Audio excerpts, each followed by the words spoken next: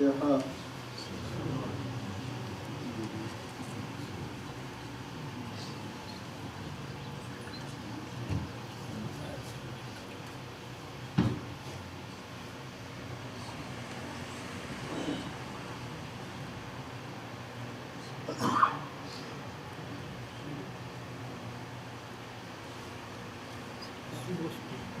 سب سے سلو ہے.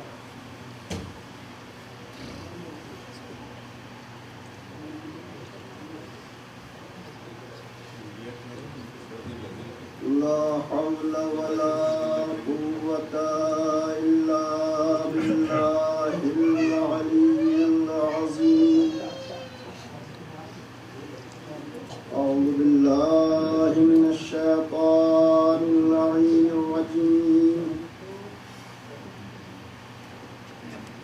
بسم الله الرحمن الرحيم. الحمد لله والحمد حقه كما يستحقه حمدا كثيرا. وأعوذ به من شر نفسي إن النفس لأمارة بالسوء إلا ما رحم ربي. وأعوذ به من شر الشيطان الذي يزيدني ذنبا إلى ذنبي. وأحترز من كل جبار فاجر وسلطان جائر وعدو قاهر. اللهم اجعلني من جندك فإن جندك هم الغالبون. واجعلني من حزبك فإن حزبك هم المفلحون. واجعلني من أوليائك فإن أولياءك لا خوف عليهم ولا هم يحزنون. ثم الصلاة والسلام على نبي الرحمة وشفيع الأمة صاحب الوقار والسكينة المدفون بأرض المدينة الرسول المصدق والمصطفى الأمجد والمحمود الأحمد مولانا أبي القاسم محمد. اللهم صل على محمد وآل محمد وعلى أهل بيته الطيبين الطاهرين المعصومين المظلومين المنتجبين المنتخبين. ولعنة الدائمة الباقية على أعدائهم وغاصبي حقوقهم ومنكر فضائلهم ومصائبهم أجمعين من الآن إلى قيام يوم الدين. أما بعد فقد قال الله الحكيم في القرآن الكريم وهو أصدق الصادقين وقوله الحق. بسم الله الرحمن الرحيم. أولئك على هدى من ربهم وأولئك هم المفلحون. اللهم صل اللهم صل على محمد وآل محمد. عزیزان گرامی،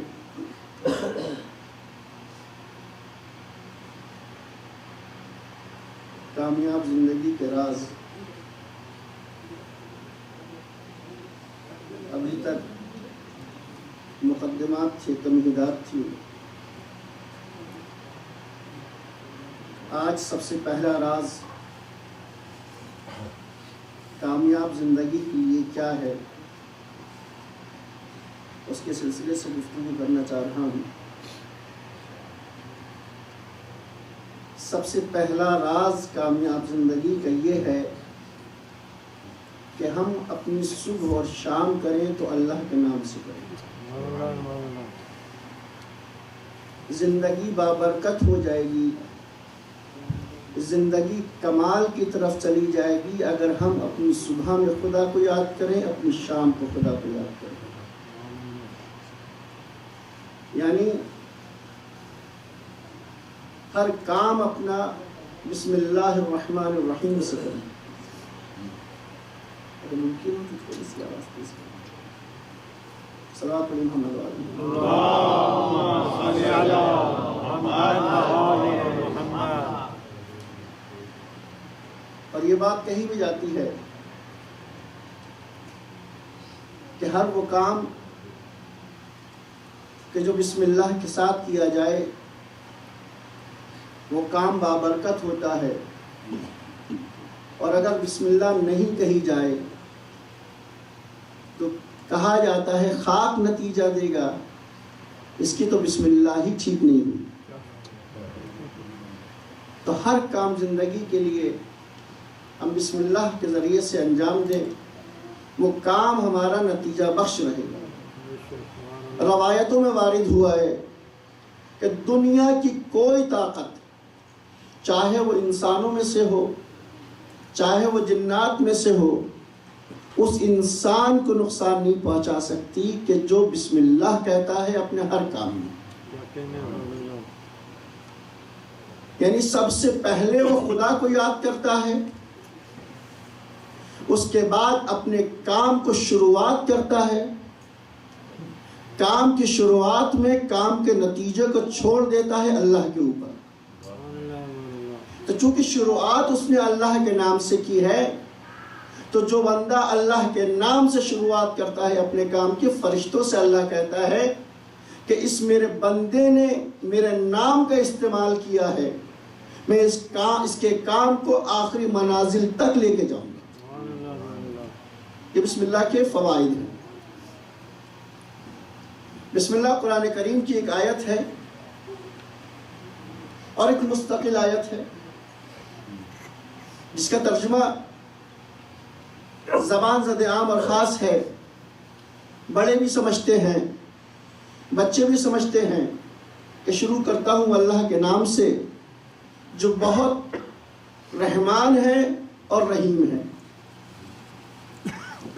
سب لوگ اس کے ترجمے سے واقف ہیں۔ ایک مسلسل آیت ہے یہ، اور اس کی اہمیت کا اندازہ اس سے لگایا جا سکتا ہے کہ اللہ نے اپنے بندوں سے تو کہا ہی ہے کہ تم اپنے کام کی ابتدا بسم اللہ سے کرو، مگر جو کتاب نازل کی ہے اس نے ہر سورے کے شروع میں بسم اللہ کو کہا ہے، یعنی خود بھی لفظ بسم اللہ کا استعمال کیا ہے۔ آپ کو قرآن کریم میں ہر جگہ ہر سورے کی ابتدا میں لفظ بسم اللہ ملے گی، سورہ توبہ کو چھوڑ کے۔ اس کی بھی ایک راز ہے کہ سورہ توبہ میں بسم اللہ کیوں نہیں ہے؟ ہر سورے کے شروع میں بسم اللہ ہے، اور یہ ایسا نہیں ہے کہ بسم اللہ تکراری ہو، ہر سورے کا جز ہے بسم اللہ، اور ہر سورے کے اعتبار سے بسم اللہ کے معنی چینج ہوتے رہتے ہیں۔ جہاں بسم اللہ کے اعتبار سے بسم اللہ کے وجود کو دیکھا جاتا ہے، ہم مسلمانوں کے درمیان دو طرح کے لوگ سامنے آتے ہیں۔ ایک وہ لوگ ہیں جو بسم اللہ کو قرآن کریم کے سوروں کا جز تصور کرتے ہیں کہ بسم اللہ ہر سورے کا جز ہے۔ ایک وہ لوگ ہیں جو سورے کا جز تصور نہیں کرتے، اور وہ یہ کہتے ہیں بسم اللہ سورے کا جز نہیں ہے، بلکہ قرآن کریم میں بسم اللہ کی تکرار ہوئی ہے۔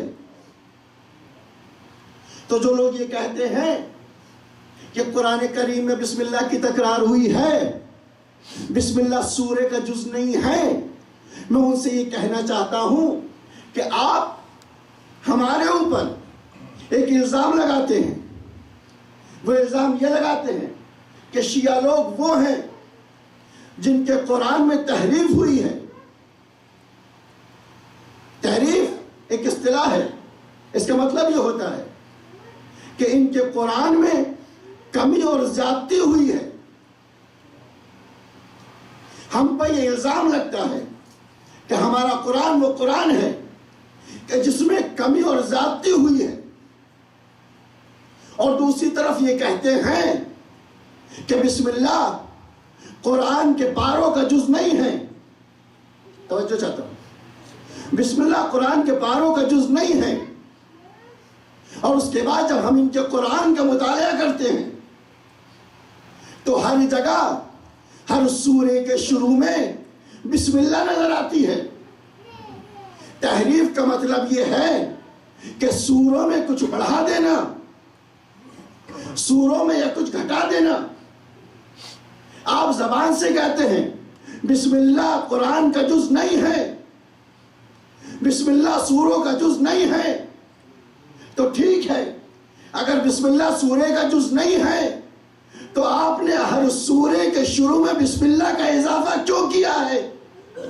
بسم اللہ کا اضافہ کرنا دلیل ہے اس بات کی یا تو آپ نے اپنے قرآن میں تحریف کی ہے یا بسم اللہ کے وجود کے قائل ہیں۔ بسم اللہ کے وجود کے قائل ہونا ہی حق کی نشانی ہے، چونکہ اللہ نے بسم اللہ کو ہر سورے کا جز قرار دیا ہے۔ صلوات پڑھیے محمد و آل محمد۔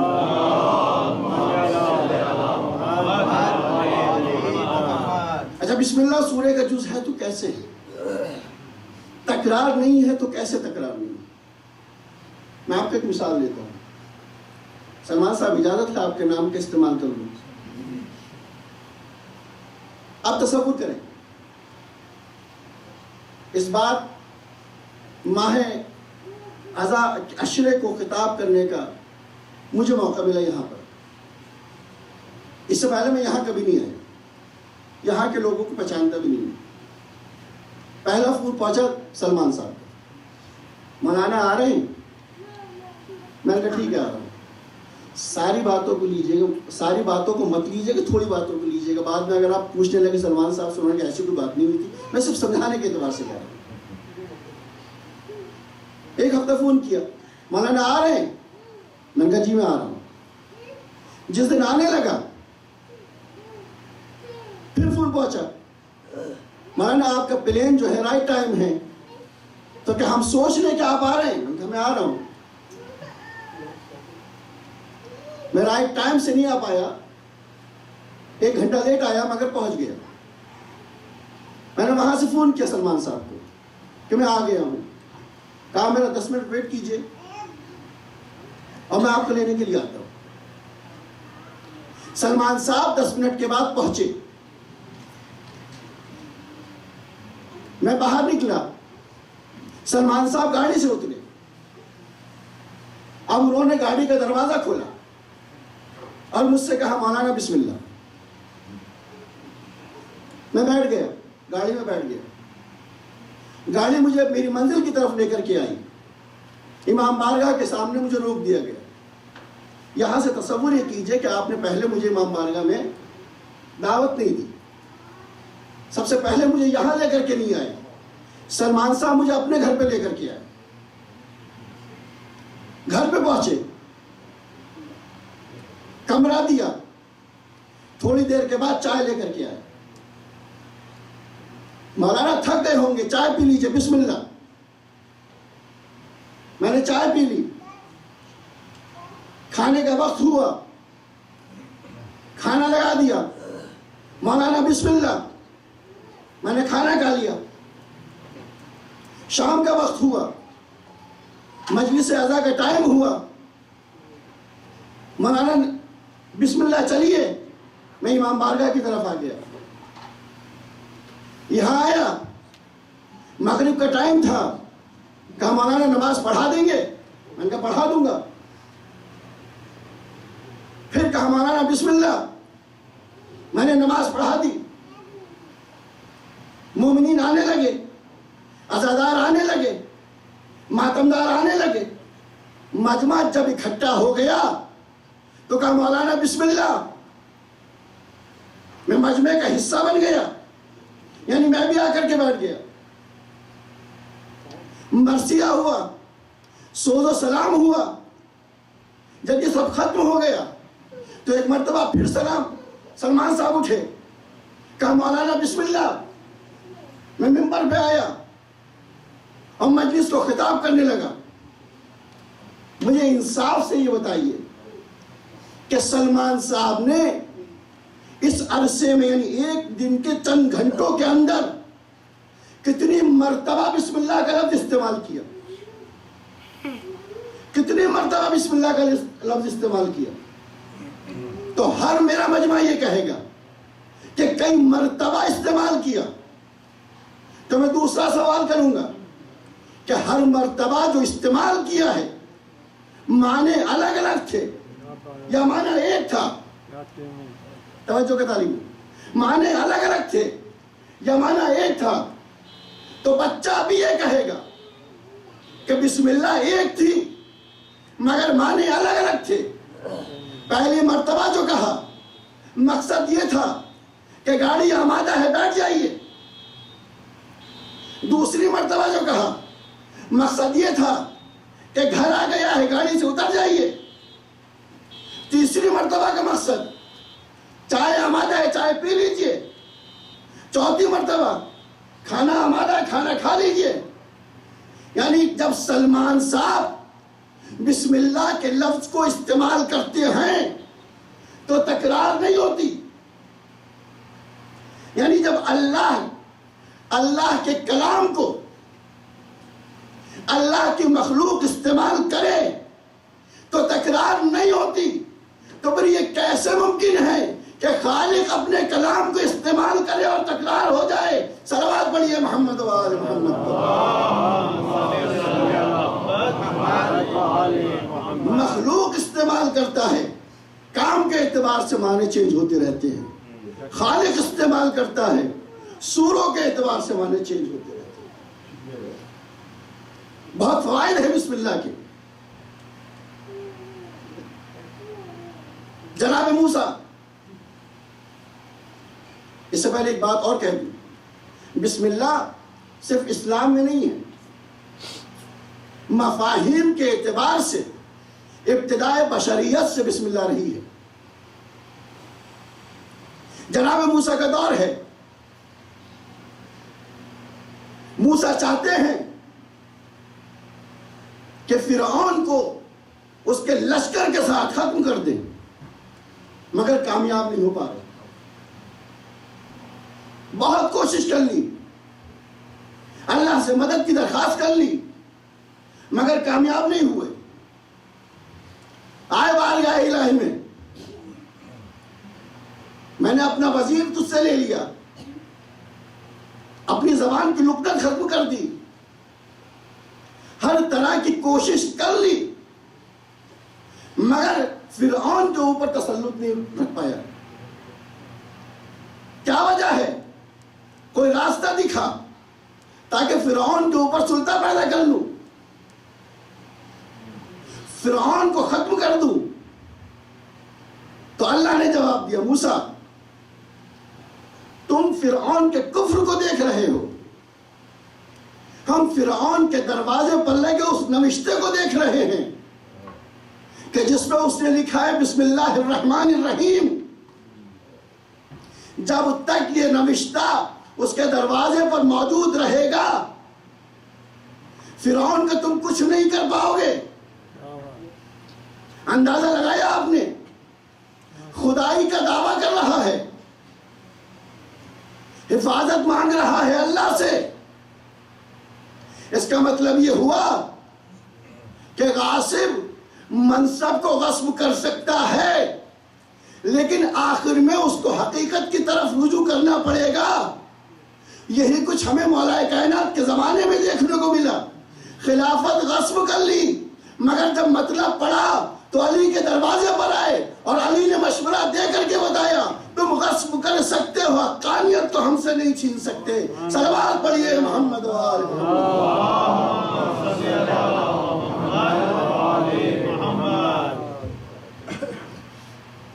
بسم اللہ کے بہت فضائل ہیں. بسم اللہ انسان کو عذاب قبر سے بچاتی ہے. اور ایسا نہیں ہے کہ بسم اللہ میں کہوں تو مجھے ہی عذاب قبر سے بچائے گی. بسم اللہ میں کہوں گا میرے باپ کو بھی عذاب قبر سے بچائے گی، میری اولاد کو بھی عذاب قبر سے بچائے گی. بسم اللہ کتنی فضیلتیں ہیں. جناب عیسیٰ کا دستور یہ تھا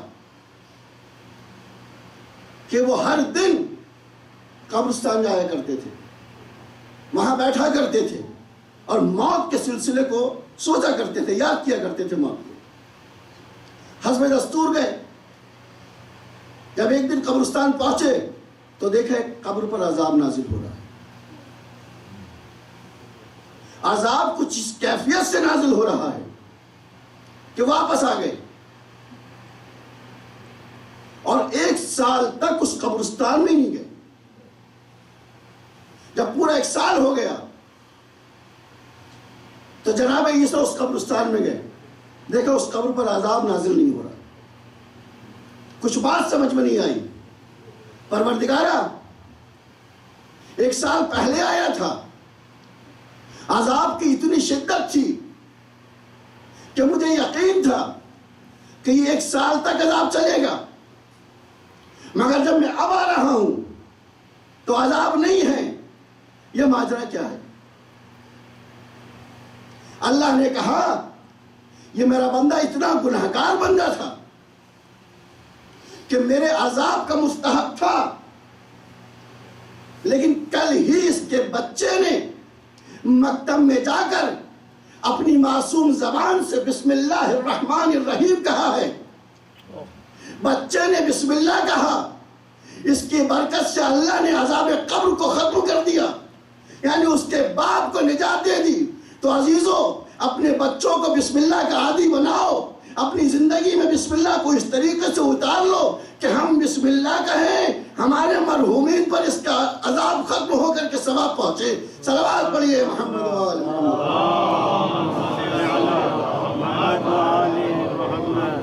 اور یہ بسم اللہ کیوں اتنی فضیلتوں کی حامل ہے؟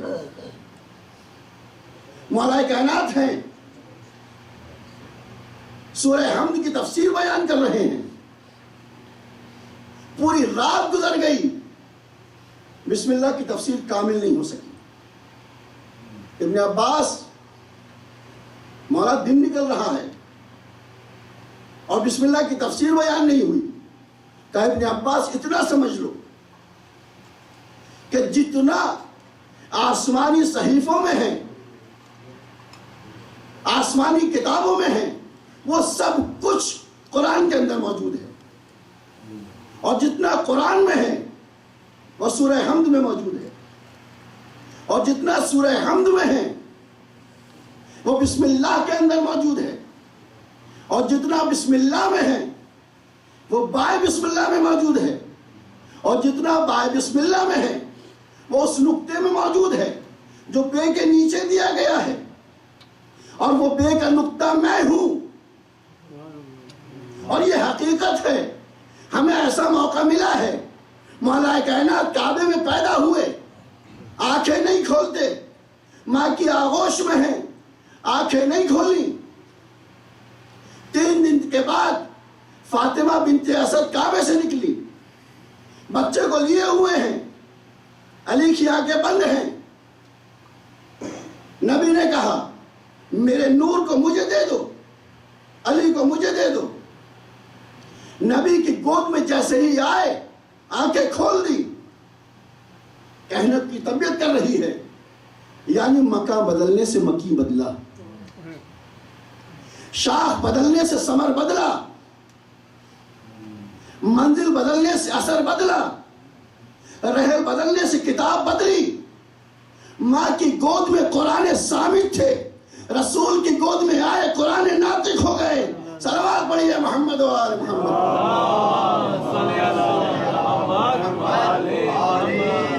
اور چونکہ ساری کتابوں کا علم تھا، قرآن کا بھی علم تھا، بسم اللہ کی بولتی تصویر تھے، تو جب نبی کی گود میں آئے تو کہا یا نبی اللہ، توریت کی تلاوت کروں، زبور کی تلاوت کروں، انجیل کی تلاوت کروں، قرآن کی تلاوت کروں؟ توریت نازل ہو چکا، زبور نازل ہو چکی، انجیل نازل ہو چکی، ان تینوں کی تلاوت کرنا سمجھ میں آتا ہے، مگر قرآن نازل نہیں ہوا۔ جو چیز نازل نہیں ہوئی اس کی تلاوت کیسے ممکن ہے؟ مگر علی نے بتایا ہم وہ نہیں ہیں جو دنیا میں آ کر کے تعلیم حاصل کرتے ہیں، ہم اللہ کے وہ نمائندے ہیں کہ اللہ ہمیں تعلیم دے کر کے بھیجتا ہے، لہذا قرآن بھی پڑھتے ہیں، زبور بھی پڑھتے ہیں، انجیل بھی پڑھتے ہیں۔ صلوات پڑھیے محمد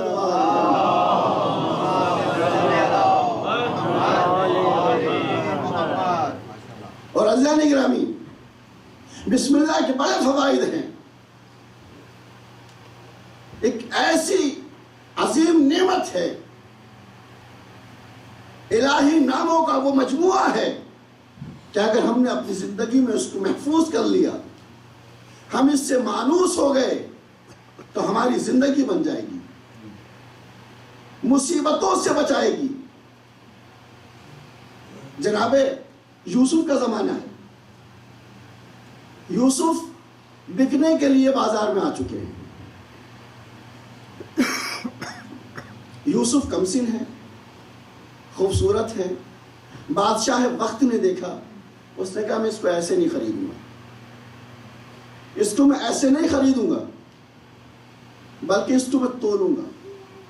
ایک طرف یوسف رہے گا، ایک طرف میں مال رکھوں گا، جتنا یوسف کا وزن ہے اتنا مال رکھوں گا، اور اس کے بعد میں اس کو خریدوں گا۔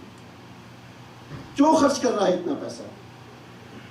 اتنا کمسن اور اتنا حسین غلام جب میرے محل میں رہے گا تو میرے محل کی شان بڑھ جائے گی۔ ترازو ہے، ایک طرف یوسف ہے، ایک طرف مال رکھنا شروع کیا۔ مال رکھ رہا ہے مگر یوسف کا پلہ اٹھتا ہی نہیں، مال پہ مال رکھے جا رہا ہے، یوسف کا پلہ جو کہ تو ہے۔ ایک مرتبہ خزانچی نے کہا بیت المال ختم ہونے والا ہے، یوسف نے اس آواز کو سن لیا کہ بادشاہ پریشان کیوں ہوتا ہے؟ کہا پریشان کیوں نہ ہوں، تیرے اعزاز میں مال رکھ رہا ہوں، اگر تو آدمی بچہ ہوتا تو تھوڑا مال کافی ہوتا، میرا خزانہ ختم ہو رہا ہے، تیرا پلہ نہیں اٹھتا، تو کہا پریشان کیوں ہوتا ہے؟ بسم اللہ الرحمن الرحیم لکھ دے۔ بادشاہ کافر ہے، بت پرست ہے، اللہ کو نہیں مانتا، بسم اللہ لکھے گا تو کیسے لکھے گا؟ کہا میں نہیں جانتا، کلا کاغذ قلم دے دے۔ بادشاہ نے کاغذ قلم دیا، یوسف نے بسم اللہ لکھا، ترازو کے دوسری طرف رکھا، یوسف کا پلہ اٹھ گیا، واقعہ ختم ہو گیا۔ بسم اللہ کی اہمیت کی طرف آپ متوجہ ہو گئے۔ مگر عزیزو اتنا بتاؤ، بادشاہ کافر تھا یا مسلمان؟ بادشاہ کافر تھا، وہ یوسف کو نبی جانتا تھا یا نہیں جانتا تھا؟ یوسف کو نبی نہیں جانتا تھا۔ یوسف بچے تھے یا بڑے تھے؟ یوسف بچے تھے۔ یوسف نے اپنی زندگی کی شروعات کی تھی یا آخر وقت میں تھے؟ یوسف نے اپنی زندگی کی شروعات کی تھی، مگر کاغذ قلم دینے والا کافر تھا۔ بچے نے کاغذ قلم مانگا اور بچے کو دے دیا، کافر ہونے کے باوجود۔ کافر نہیں جانتا تھا کہ یہ نبی ہیں، تب کاغذ قلم دے دیا۔ یہ مسلمانوں کی غیرت کو کیا ہو گیا تھا؟ نبی کا آخری وقت بھی ہے، نبی کو نبی بھی تصور کرتے ہیں، اس کے بعد کاغذ قلم دینے سے انکار کر دیتے ہیں۔ اگر جیسے کافر نے کاغذ قلم دیا تھا یہ بھی کاغذ قلم دے دیتے تو ان کا سرمایہ ایمانی بھی محفوظ رہ سکتا تھا، جیسے اس بادشاہ کا رہا ہے۔ صلوات پڑھیے محمد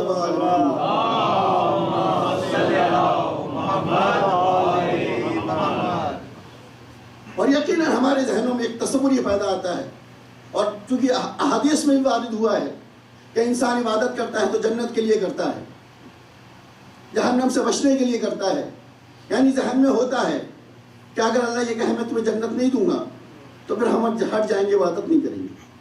یہ دیکھنے میں آتا ہے، ہماری فطرت ایسی ہے، ہمیں فائدہ پہنچتا ہے تو ہم وہ کام کرتے ہیں، فائدہ نہیں پہنچتا تو ہم وہ کام نہیں کرتے۔ بسم اللہ کے سلسلے سے بھی یہ ہے کہ اگر اس کے فائدے کچھ ہم سے ٹچ نہ ہو تو ہم وہ کام نہیں کریں گے۔ مالک ہمارا خالق ہے، وہ ہماری فطرت سے آشنائی رکھتا ہے، لہذا اس نے انتظام بھی ویسے ہی کیا ہے۔ روایتوں میں وارد ہوا ہے، صاحب کبریت احمد لکھتے ہیں کہ جنت کے محلوں میں سے ایک محل ایسا ہے کہ جس میں 70,000 گھر ہیں۔ ایک محل جنت کا، اس میں 70,000 گھر، اور ہر گھر میں 70,000 بستر، اور ہر بستر پر ایک حور، ہر بستر پر ایک حور۔ جنت کے محلوں میں سے ایک محل جس میں گھر کتنے؟ 70,000۔ ہر گھر میں بستر کتنے؟ 70,000، اور پھر ہر بستر پر ایک حور۔ حور بھی کتنی حسین اور جمیل۔ صاحب کبریت احمد لکھتے ہیں اتنی حسین اور جمیل حور کہ حسن یوسف اس حسین اور جمیل حور کی پرچھائی ہے۔ اتنی حسین اور جمیل حور، وہ کیسے حور اتنی حسین اور جمیل ہو گئی؟ کہا اس کے داہنے رخسار پر لکھا ہوگا محمد الرسول اللہ، صلوات پر محمد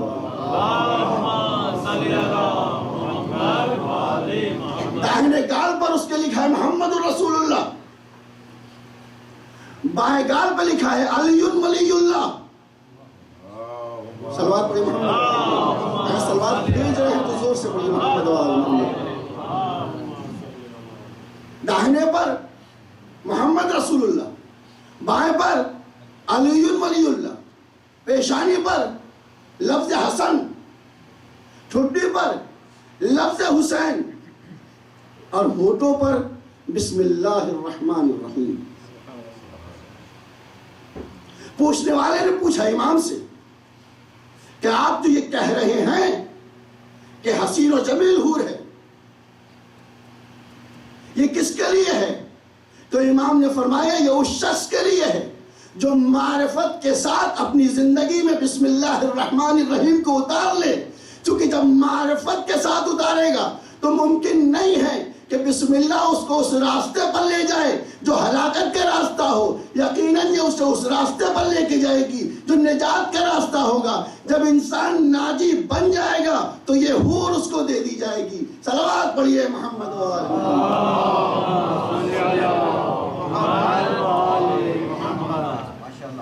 زندگی میں بسم اللہ کو اتاری۔ عزیزان گرامی، مولا کائنات نے خاص سفارش کی ہے کہ میرے چاہنے والوں کے لیے سب سے زیادہ ضروری ہے کہ وہ اپنی زندگی میں بسم اللہ کو اتاریں۔ عبداللہ بن یحییٰ مولا سے ملنے کے لیے آئے، چاہتے ہیں کہ کرسی پہ بیٹھ جائیں، کرسی پہ جیسے ہی بیٹھے گر گئے، گرے تو چوٹ لگ گئی۔ مولا نے کہا اللہ کا شکر ہے تو اس نے ہمارے چاہنے والوں پر عذاب اس دنیا میں ہی نازل کر دیا ہے، ان کے گناہوں کی سزا اس دنیا میں ہی دے دی۔ عبداللہ نے پوچھا میں آپ سے ملاقات کرنے کے لیے آیا ہوں، میں نے تو کوئی گناہ نہیں کیا، اور مجھے یاد نہیں پڑتا کہ آج میں نے کوئی گناہ کیا ہے۔ کہا تم بیٹھے ہو اور اپنے بیٹھنے کی شروعات بسم اللہ سے نہیں کی، تم گرے ہو، اللہ نے اس بات کی سزا یہیں پہ دے دی۔ بسم اللہ کی اتنی زیادہ اہمیت ہے عزیزان گرامی، مگر ضروری ہے کہ ہم بسم اللہ کو سمجھیں، چونکہ یہ قرآن کی شروعات ہے۔ اگر ہم قرآن کی شروعات میں بسم اللہ کو سمجھ گئے ساری آیتیں سمجھنے میں آسانی ہو جائے گی، اور اگر نہیں سمجھے تو پھر ہم ہادی نہیں ہو سکتے ہیں۔ کامیاب زندگی کا ایک راز یہ ہے کہ آج سے ہم سوچ لیں ہمیں سونا ہے تو بسم اللہ کر کے سونا ہے، ہمیں جاگنا ہے تو بسم اللہ کر کے جاگنا ہے، ہمیں اٹھنا ہے تو بسم اللہ کر کے اٹھنا ہے، ہمیں بیٹھنا ہے تو بسم اللہ کر کے، جتنے کام ہم تصور کر سکتے ہیں سب کی شروعات بسم اللہ سے، اور اس کے بعد دیکھیں کہ اس بسم اللہ کی برکت سے ہماری زندگی کہاں سے کہاں جاتی ہے۔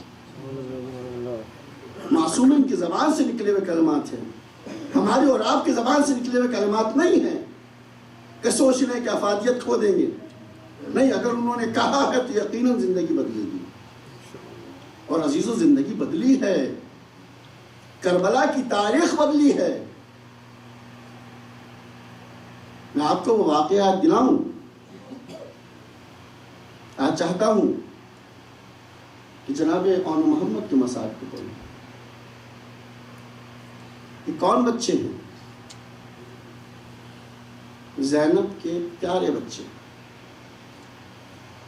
زینب بہت چاہتی تھی، عبداللہ اپنے بچوں سے بہت پیار کرتے تھے۔ روایت ہے کہ پیار تو بہت کرتے تھے، مگر جب بات حسین ابن علی کی آتی تھی تو پھر نہ ان کی نظر میں بچے ہوتے تھے، نہ ان کی نظر میں اپنی زندگی ہوتی تھی۔ عزیزان گرامی، یہی وجہ ہے کہ جب حسین ابن علی کربلا سے نکل رہے تھے، جب مدینے سے نکل رہے تھے تو عبداللہ بیمار تھے، چاہ کر بھی نہیں پہنچ پائے۔ بہت چاہا کہ بیماری ختم ہو جائے، امام کے ساتھی بن جائیں، مگر قسمت کچھ ایسی تھی کہ بیمار ہی رہے۔ لیکن جب جناب زینب نے آ کر کے کہا ہے کہ عبداللہ تمہاری مجبوری سمجھتی ہوں، عبداللہ تمہاری پریشانی سمجھتی ہوں کہ تم بیمار ہو، میرا رہنا تمہارے پاس ضروری ہے، مگر عبداللہ تم یہ بھی جانتے ہو کہ یہ زینب حسین سے کتنی محبت کرتی ہے، کتنا پیار کرتی ہے، لہٰذا تم اجازت دے دو کہ میں حسین کے ساتھ چلی جاؤں۔ جناب عبداللہ نے کہا کہ شہزادی جائیں اور خوشی خوشی جائیں۔ آپ کے والد نے ازدواج کے وقت یہ تاکید کی تھی کہ دیکھو، اگر حسین کو کوئی سفر پیش آئے اور زینب جانا چاہے تو زینب کو روکنا نہیں۔ میں کہہ رہی ہوں، میں کہہ رہا ہوں تم جاؤ۔ زینب آئیں، ابھی گھر سے نکلی ہی تھی کہ عبداللہ نے پھر بلایا، زینب تم اپنے بھیا کے ساتھ رہو گی، میں حسین سے دور رہوں گا، یہ میرے 2 بچے ہیں، آن محمد ہیں، ان کو اپنے ساتھ لے کر کے چلی جاؤ، جب وقت پڑے تو ان کو قربان کر دو۔ جو مدینے میں ہے وہ بھی سمجھ رہا ہے کہ یہ سفر آخر ہے حسین ابن علی کے لیے، تو پھر جانے والے کیسے نہیں سمجھ رہے ہوں گے۔ زینب کو اندازہ نہیں ہوگا کہ مدینہ یہ آخری مرتبہ مدینے کی زیارت کر رہے ہیں۔ ام کلثوم نہیں سمجھتی ہوں گی، نہیں، عورتیں سمجھتی تھیں یہ سفر آخرت ہے، بچے جانتے تھے یہ سفر آخرت ہے، اس کے بعد ہمیں واپس آنا نصیب نہیں ہوگا، مگر عزم ہے کہ دین کو بچانا ہے، بچوں کا عزم ہے کہ دین کو بچانا ہے، عورتوں کا عزم ہے کہ دین کو بچانا ہے، جوانوں کا عزم ہے کہ دین کو بچانا ہے، حسین ابن علی کا عزم ہے کہ دین کو بچانا ہے۔ آج یہ کہا جاتا ہے عزیزو کہ حسین ابن علی حکومت کو حاصل کرنے کے لیے کربلا جانا جا رہے تھے، کربلا کی طرف جو گئے تھے وہ حکومت کو حاصل کرنے کے لیے گئے تھے۔ عزیزو، اگر حکومت کو حاصل کرنے کے لیے جانا ہوتا تو پھر بچوں کو ساتھ میں نہ لے کے جاتے، عورتوں کو ساتھ میں نہ لے کر کے جاتے۔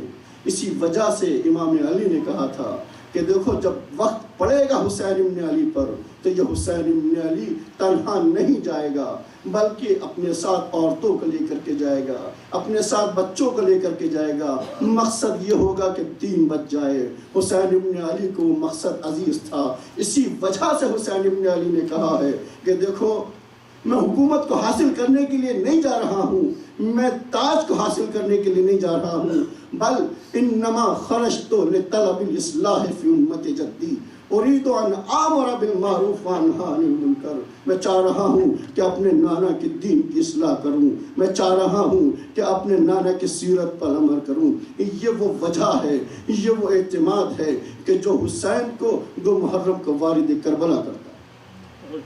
حسین 2 محرم کو وارد کربلا ہوتے ہیں۔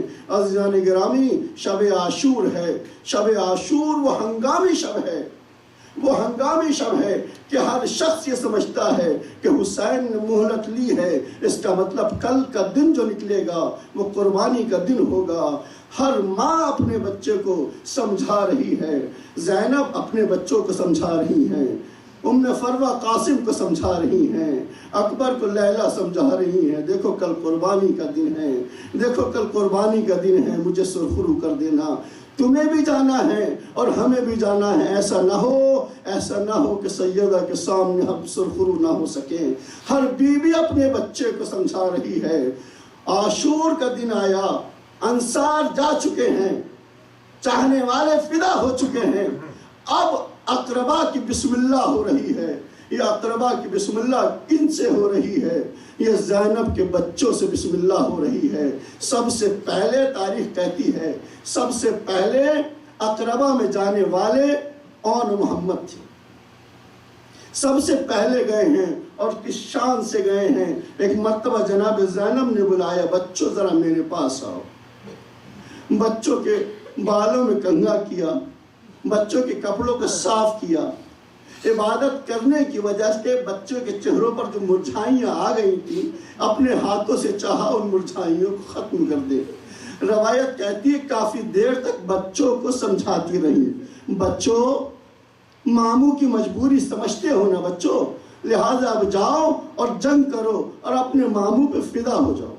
اور دیکھو ایک شرط ہے میری، اس کو ضرور ملحوظ خاطر رکھنا، تم جاؤ گے جنگ کرو گے، تم حیدر کرار کے نواسے ہو، تم جعفر طیار کے پوتے ہو، تم جب جنگ کرو گے تو فرات کی طرف بھی جاؤ گے، لیکن خبردار فرات کی طرف دیکھنا نہیں، خیمے میں اصغر پیاسا ہے، خیمے میں سکینہ پیاسی ہے۔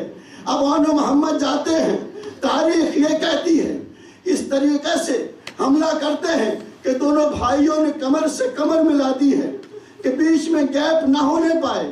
اگر کوئی آگے سے آتا ہے تو اون مارتے ہیں، کوئی پیچھے سے آتا ہے تو محمد مارتے ہیں۔ ظالم نے چاہا کہ گیپ پیدا ہو جائے اور ظالم اپنے اس مشن میں کامیاب ہوا۔ اب ایک طرف اون ہے، ایک طرف محمد ہیں۔ اب دھیرے دھیرے یہ پیاسے بچے کب تک جنگ کرتے؟